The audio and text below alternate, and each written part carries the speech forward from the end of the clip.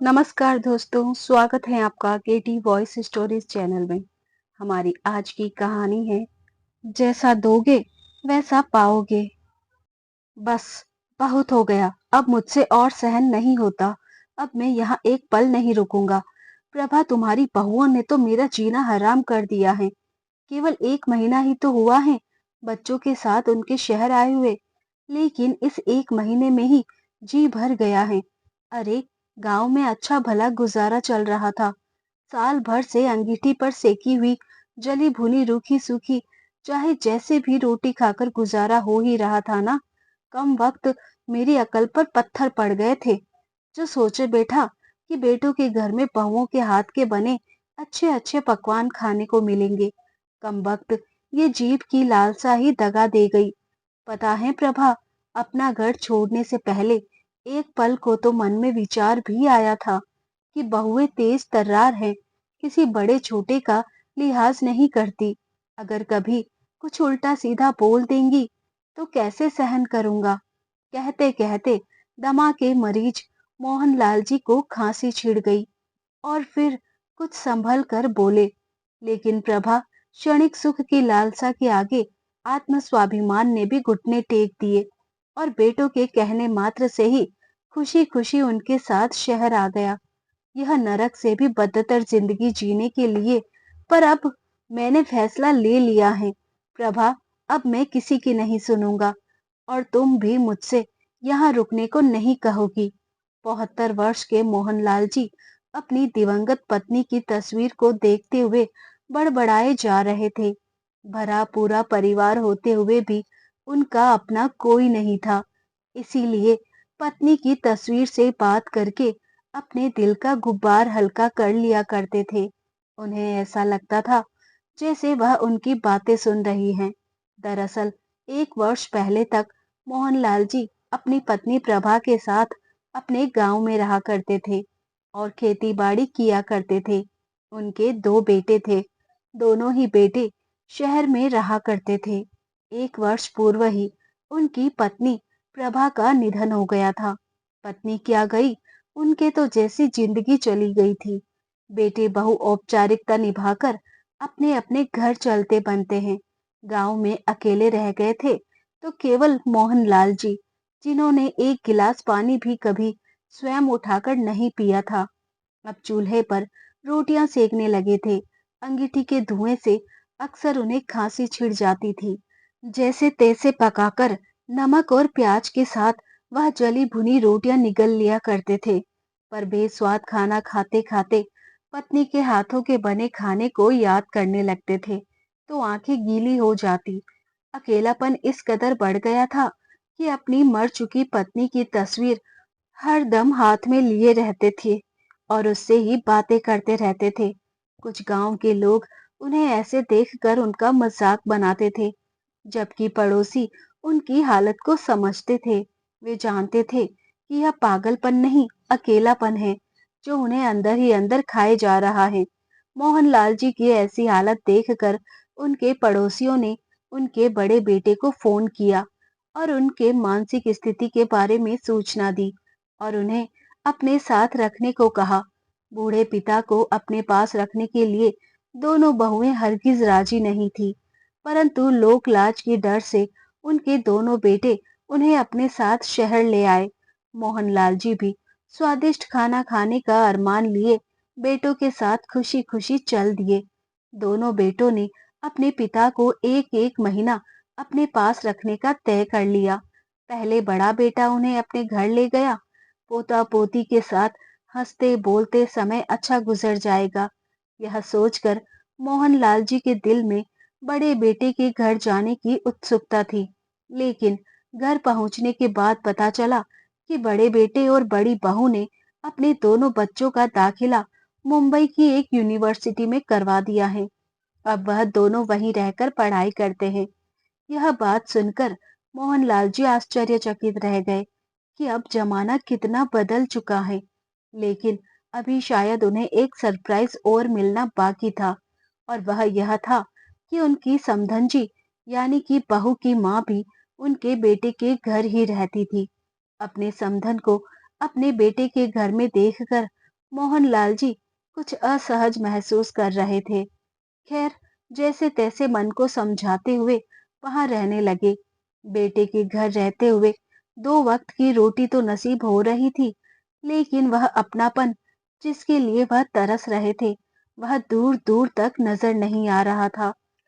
बेटा, बहू और बहू की माँ तीनों एक साथ बैठकर तरह तरह के पकवान खाते और मोहनलाल जी को उनके कमरे में ही दाल रोटी पहुंचा दी जाती थी, क्योंकि बेटे ने उन्हें उनके कमरे से बाहर निकलने को मना किया था।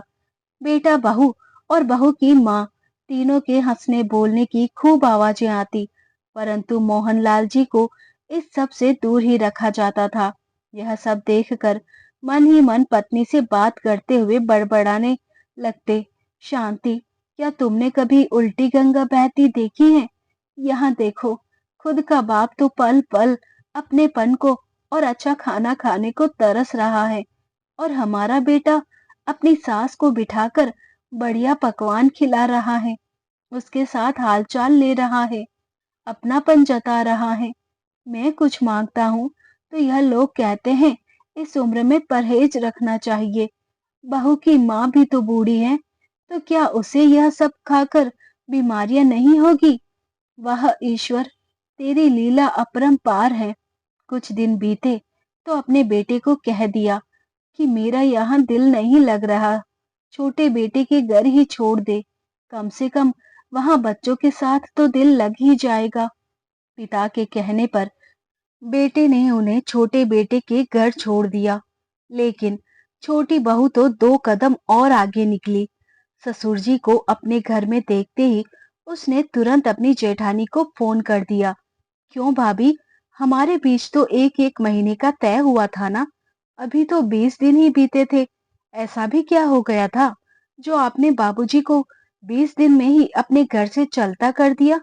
दूसरी ओर से ना जाने क्या जवाब आया, तो छोटी बहू बोल पड़ी, ऐसी बात है तो हम भी उन्हें 20 दिन ही रखेंगे और 21वें दिन आपके घर भेज देंगे। कहते हुए छोटी बहू ने फोन पटक दिया। बड़े बेटे बहू के घर में कम से कम एक कमरा तो उन्हें नसीब हो रहा था, जहां बैठकर वह आराम से अपनी फूटी किस्मत पर आंसू बहा सकते थे।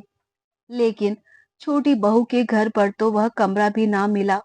एक स्टोर रूम में ही मोहनलाल जी का बिस्तर लगा दिया गया और बच्चों को उनके पास ना जाने की हिदायत दे दी गई। बच्चों को आते जाते देखने के लिए कभी वह आंगन में आकर बैठ भी जाते, तो भी उन्हें दूर से देखते रहते, परंतु जाकर भी उनसे बात ना कर पाते, उन्हें कहानी ना सुना पाते। बच्चे यहाँ वहाँ खेलते रहते, पर मजाल है जो कभी दादाजी से बात भी कर ले। उन्हें मालूम था कि अगर बात करते समय उनकी माँ ने उन्हें देख लिया तो कमरे में ले जाकर उनकी ऐसी पिटाई होगी कि नानी याद आ जाएगी। एक दिन सुबह उठकर बाहर चारपाई पर आकर बैठे तो आवाज सुनाई दी। छोटी बहू अपने पति से कह रही थी, सुनो तो, मेरे पास ये 500 का फटा पुराना नोट है।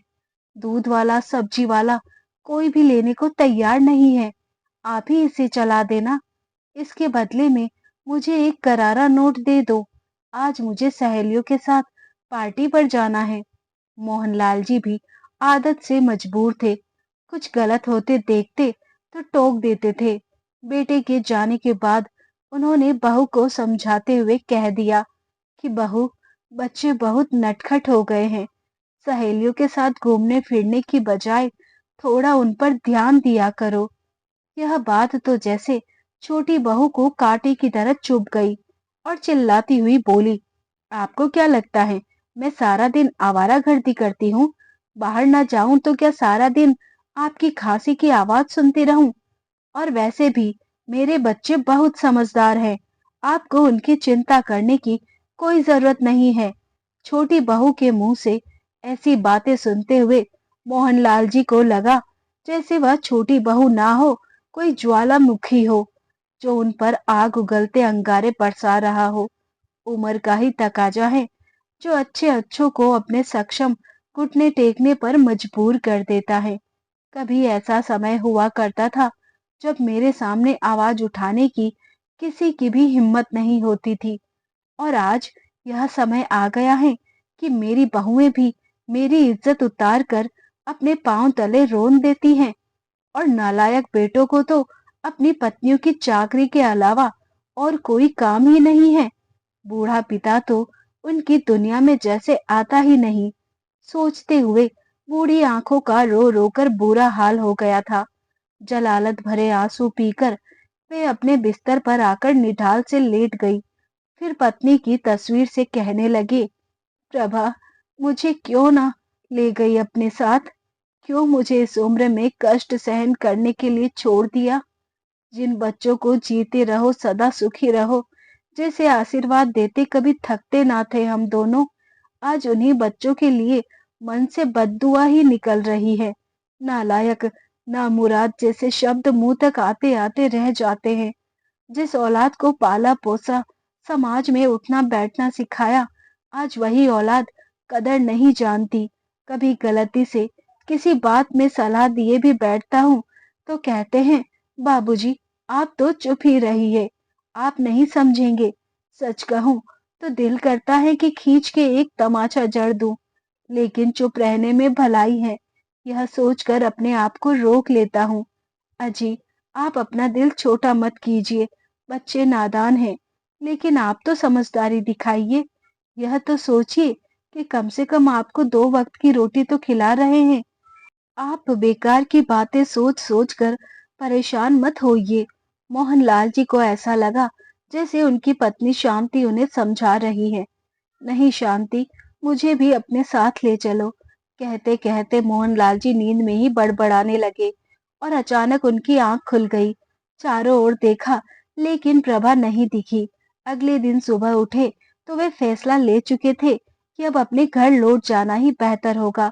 अपने पुराने से बैग में अपने सारे कपड़े रख दिए और तैयार होकर बाहर आ गए। बेटे ने उन्हें हैरानी भरी नजरों से देखा, लेकिन इससे पहले कि वह कुछ पूछता, मोहनलाल जी बोल उठे, बेटा, अब मैं यहाँ नहीं रहना चाहता। बेहतर होगा कि मुझे स्टेशन तक छोड़ दे, आगे मैं खुद ही चला जाऊंगा।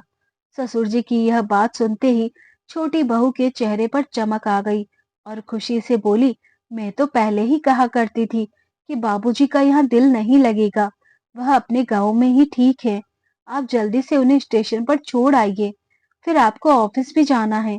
ऐसा कहकर छोटी बहू अपने काम में मशगूल हो गई और पत्नी की आज्ञा का पालन करते हुए जब छोटा बेटा उन्हें स्टेशन तक छोड़ने आया तो अपनी जेब से 500 का नोट निकालते हुए बोला, बाबूजी, ये पैसे रख लीजिए, रास्ते में काम आएंगे। मोहनलाल जी ने ध्यान से देखा तो वह वही फटा पुराना नोट था जिसे ना तो दूध वाला लेने को तैयार था और ना ही सब्जी वाला। कभी मोहनलाल जी अपने बेटे के चेहरे को देखते तो कभी मेले कुचेले और बीच से फटे हुए उस नोट को।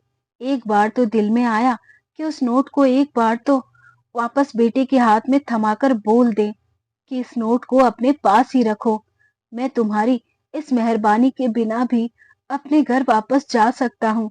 लेकिन इससे पहले वह कुछ बोलते, उनके बेटे ने कहा, वह क्या है ना बाबूजी, शहर में महंगाई ज्यादा है और तनख्वाह कम, इसलिए इससे ज्यादा मैं नहीं दे पाऊंगा। तभी मोहनलाल जी अपने गुस्से की ज्वाला को मन ही मन दबाते हुए बोले, बेटा, जब तुम दोनों का अच्छे इंग्लिश मीडियम स्कूल में दाखिला करवाया था तो मैं मुश्किल से 3,000 रुपये महीना कमा पाता था। 1,000 तो केवल तुम्हारी पढ़ाई पर ही खर्च होते थे। महंगाई उस समय भी बहुत थी।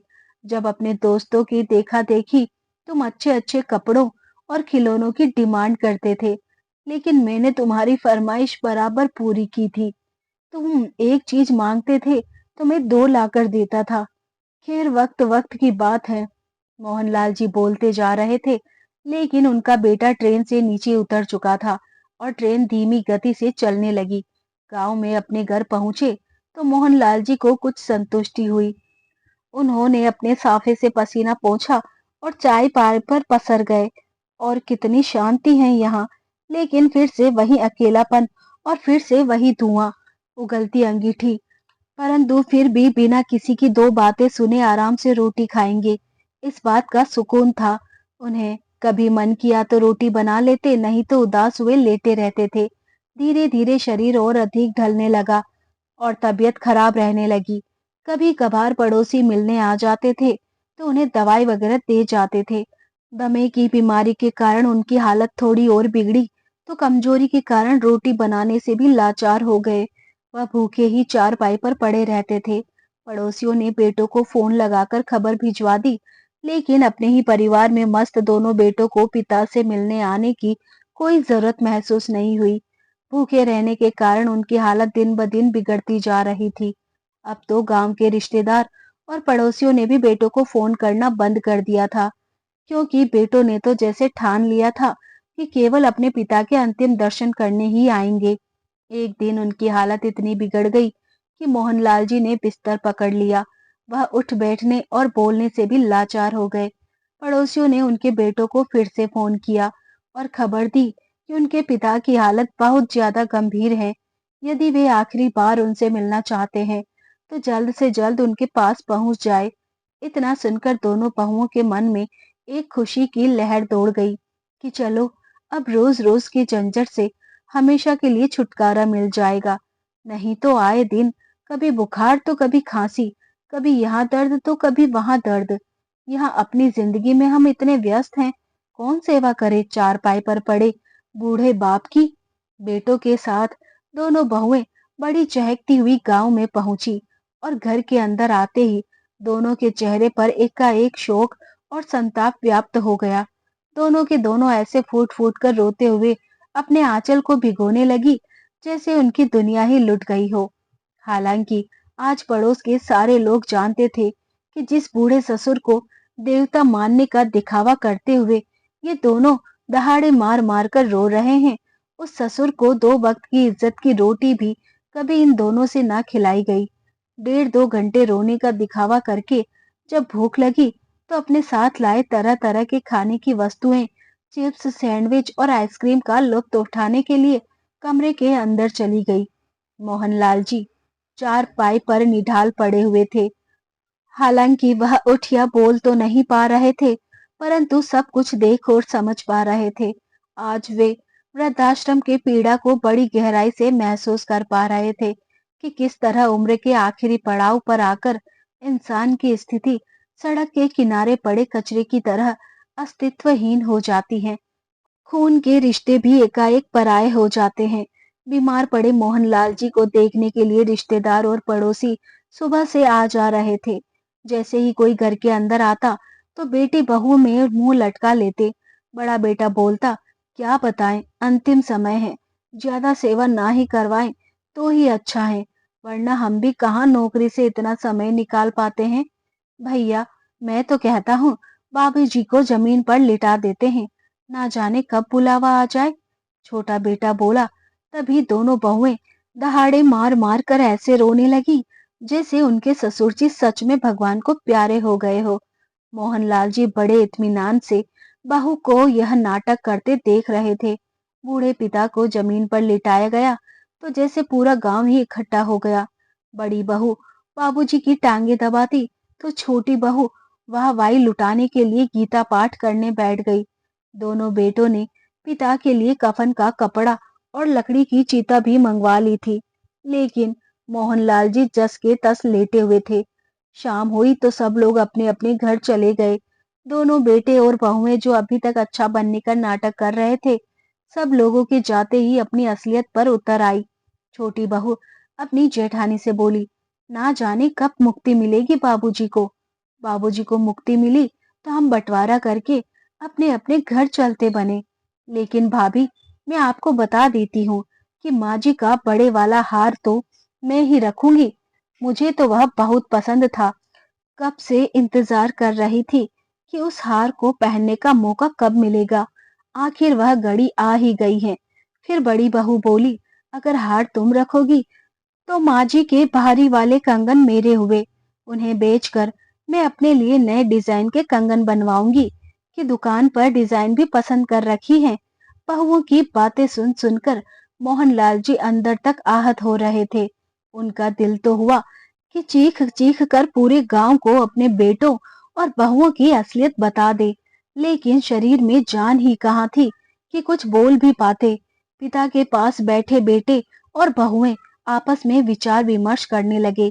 बड़ा बेटा छोटे से बोला, बहुत समय से हमारे घर में कोई समारोह नहीं हुआ, लेकिन इस बार हम गांव वालों को दिखा देंगे कि हम किसी से कम नहीं हैं। बाबूजी के रवैये पर खाने की एक से एक चीज रखी जाएगी। छोले भटूरे, पूरी भाजी और पनीर की सब्जी के साथ साथ मीठे में मूंग दाल का हलवा, गुलाब जामुन और रसमलाई भी रखेंगे। रसमलाई तो बाबूजी को बेहद पसंद थी। खाने की इतनी चीजों का नाम सुनते ही मोहनलाल जी के मुंह में पानी आने लगा। वो सोचने लगे कि मेरी तेहरवी मेरे जीते जी ही क्यों नहीं कर देती। इन लोगों ने मैं भी पेट भरकर खा तो लेता और जीते जी मेरी आत्मा को अंदर तक संतुष्टि भी मिल जाती। बरसों से इन पकवानों के स्वाद के लिए वे तरस चुके थे। उस स्वाद को याद करते ही उनके मुंह से लार बहने लगी। यह देखकर छोटी बहू बड़ी बहू से बोली, देखिए तो अब तो बाबूजी के मुंह से लार भी बहने लगा है। और बड़े बुजुर्ग कहते हैं, जब लार निकले तो समझो अंतिम समय आ चुका है। बड़ी बेसब्री से मोहनलाल जी की मृत्यु का इंतजार किया जाने लगा। लेकिन 3 दिन बीत गए। अब तो दोनों बेटे कयास लगाने लगे कि आखिर बाबूजी की आत्मा अधर में क्यों फंसी है। हम सब लोग तो यही हैं, फिर किससे मिलने की इच्छा है बाबूजी की, जो प्राण त्यागने का नाम ही नहीं ले रहे। तभी गांव के एक बड़े बुजुर्ग, जिन्हें पूरा गांव मानता था, मोहनलाल जी का पता करने के लिए उनके घर आए। तो बेटे बोले, चाचा समझ नहीं आ रहा कि बाबूजी की जान कहाँ अटकी है। फिर वह बुजुर्ग बोले, बेटा कभी कभी कोई ख्वाहिश अधूरी रह जाने से भी जान नहीं निकलती। तो तुम एक काम करो, अपने पिता की पसंद के खाने की चीज बनाओ और उन्हें खिलाओ। हो सकता है वही खाने की ख्वाहिश मन में रह गई हो। बहुओं ने फटाफट से रसोई घर में जाकर बाबूजी के लिए देसी घी में सूजी का हलवा बना दिया। जैसे ही हलवा लाकर उनके पास रखा तो हलवे की खुशबू से ही उनका रोम रोम खिल उठा। बड़े बेटे ने एक चम्मच से थोड़ा हलवा मुंह में डाला तो मोहनलाल जी बड़ी खुशी से खाने लगे और देखते ही देखते पूरा कटोरा खाली हो गया। लेकिन ससुर की मृत्यु की प्रतीक्षा करती बहुओं के तहेरे की सीमा अब समाप्त होने लगी थी। छोटी बहू बोली, मैं तो अपना सामान पैक कर रही हूँ। अब हम और ज्यादा दिन यहाँ नहीं रह सकते। हमें इतने निठल्ले थोड़ी ना हैं कि किसी की मृत्यु के इंतजार में अपना वक्त गंवाते रहें। तभी बड़ी बहू गुस्से से उबलते हुए बोली, हाँ हाँ, हम तो जैसे कोई कामकाज करते ही नहीं। बाबूजी का ठेका तो हमने ले रखा है ना। पूरे 20 दिन सेवा की थी हम लोगों ने बाबूजी की। तुमसे तो एक हफ्ता भी ना संभाले गए। देवरानी जेठानी में जबरदस्त बहस छिड़ गई। बहू के साथ बेटे भी लड़ाई में कूद पड़े। फिर तो ऐसा झगड़ा हुआ कि पूरे गांव ने तमाशा देखा। कुछ लोगों ने आकर समझाया भी कि पिता मृत्यु शैया पर पड़े हैं, तो इस समय ऐसी बातें करना तुम्हें शोभा नहीं देता। लेकिन उन लोगों को कहाँ परवाह थी। बिना किसी लाज शर्म के उन्होंने झगड़ा जारी रखा। वहीं थोड़ा भोजन पेट में गया तो मोहनलाल जी के शरीर में भी कुछ जान वापस आ गई। उनका शरीर कुछ हरकत में आ गया और थोड़ी बोलने की ताकत भी आ गई। ये देखकर तो बेटे और बहुओं के होश ही उड़ गए। परेशान होकर वे सोचने लगे कि अब क्या किया जाए। खैर, जैसे तैसे रात बीती और सुबह हुई तो बड़े बेटे ने पिता को भी दूध के साथ 2 ब्रेड खिला दी। चाय नाश्ता करके वे सब अपने अपने घर जाने को तैयार हो गए। फिर गांव के बड़े बुजुर्ग ने समझाया कि अब उनके पिता भी उनकी जिम्मेदारी है और उनकी सेवा करना बेटों का कर्तव्य है, इसीलिए उन्हें अपने साथ ही ले जाए। छोटी बहू अपने पति को एक कोने में ले गई और नाक भौं सिकोड़ते हुए बोली, मेरी एक बात कान खोलकर सुन लो आप। बाबूजी को अपने साथ रखने के लिए हरगिज तैयार मत होना। वह तो बिस्तर पर पड़े हैं और मुझसे उनकी गंदगी ना उठाई जाएगी। बड़ी बहू ने भी धीमे से अपने पति के कान में कहा, कोई जरूरत नहीं है बिना मतलब आफत मोल लेने की। जब बूढ़े पिता को अपने साथ ले जाने में दोनों बेटे आनाकानी करने लगे तो यह सब देखकर मोहनलाल जी की आंखें छलछला उठी। वे हाथ जोड़कर अपने बेटे और बहुओं से बोले, तुम लोग अपने अपने घर जाओ, मैं यहाँ कैसे रहूंगा यह मैं खुद ही देख लूंगा। पिता के इतना कहने की देर थी कि वे सब तुरंत अपना सामान उठाकर चुपचाप निकलते बने। और आखिरकार 5 दिन से चलते आ रहे बेटे बहुओं के नाटक का अंत हुआ। 1-2 दिन और बीते तो मोहनलाल जी की हालत कुछ और सुधरी, लेकिन अब वह गंभीर सोच विचार में डूबे थे। बार बार अपनी पत्नी शांति की तस्वीर से ही पूछने लगते, यही है हमारी औलाद, लानत है ऐसी संतान पर। यह बेटा बेटे थे जिनकी ख्वाहिशें पूरी करने में मैं कभी पीछे नहीं हटा। आखिर बेटों की परवरिश में हमने कमी कहाँ छोड़ दी थी। बच्चों के लिए वर्षों की तपस्या में खुद को झोंक दिया था, लेकिन अपनी कठिन परिस्थितियों का बच्चों को पल भर भी आभास नहीं होने दिया था। आज उन्हीं बच्चों को मुझसे छुटकारा पाने की इतनी जल्दी थी कि मेरे जीते जी घर पर सफेद कफन और चिता मंगवा कर रख दी और मेरे मरने की राह देखने लगे। मुझे अनाथ करके जाने में आज उन्होंने एक पल की देरी नहीं की। अपनी ही संतान ने वृद्धावस्था के हर कदम पर मेरे स्वाभिमान को इतना आहत किया है कि मैं जीते जी स्वयं को मृत महसूस कर रहा हूँ। आत्म मंथन करते करते आज उन्होंने एक निर्णय लिया। उन्होंने गांव के सरपंच को बुलाया और अपना फैसला बताते हुए उन्हें अपने अगले कदम के बारे में बताया। ऐसा फैसला लेने से पहले एक बार फिर सोच लो मोहनलाल जी, सरपंच ने कहा। तो मोहनलाल जी बोले, अपनी औलाद की अपेक्षा ने मुझे अंदर तक इस कदर तोड़ दिया है कि मेरे पास कोई और रास्ता ही नहीं है। मोहनलाल जी ने अगले 2 दिनों में अपने फैसले को व्यवहारिक रूप दे दिया और उसके बाद भरी आंखें लिए वृद्ध आश्रम में रहने चले गए। करीब 6 महीने बीत गए और एक दिन गांव के सरपंच ने दोनों बेटों को फोन किया और बताया कि उनके पिता परलोक सिधार गए हैं। पिता के घर जमीन और जायदाद के बंटवारे में दोनों बेटों के हिस्से में क्या-क्या आएगा, इस बात का फैसला दोनों ने पहले ही आपस में कर लिया था। बंटवारे की पूरी तैयारी के साथ दोनों बेटे गांव पहुंचे। आंसू बहाते हुए पिता के शरीर को मुखाग्नि दी और जब घर पहुंचे तो पड़ोसियों और रिश्तेदारों के जाने का इंतजार किए बिना दोनों बेटों और बहुओं ने सबसे नजर चुराकर पिता के कमरे का दरवाजा खोला। उस समय चारों के चेहरे पर एक कुटिल मुस्कान फैली हुई थी। दोनों बेटों को नोटों के बंडल अपने आगे पीछे नाचते हुए दिखाई दे रहे थे, तो वहीं दोनों बहुओं की आंखें माँ जी के गहनों पर एक नजर डालने को ही बेताब हो रही थी।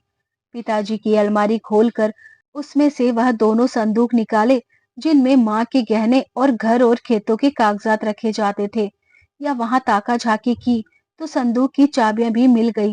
बड़ी खुशी से बड़ी बहू ने पहला संदूक खोला तो देखते ही सबके चेहरे पर निराशा के भाव आ गए।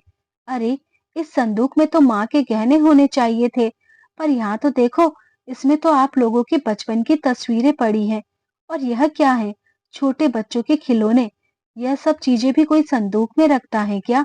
तभी बड़ा बेटा बोला, हम बचपन में इन्हीं खिलौनों से खेला करते थे। कितनी खट्टी मीठी यादें जुड़ी हैं इन खिलौनों के साथ हमारी। इसीलिए माँ ने इन्हें सहेज कर रख दिया होगा।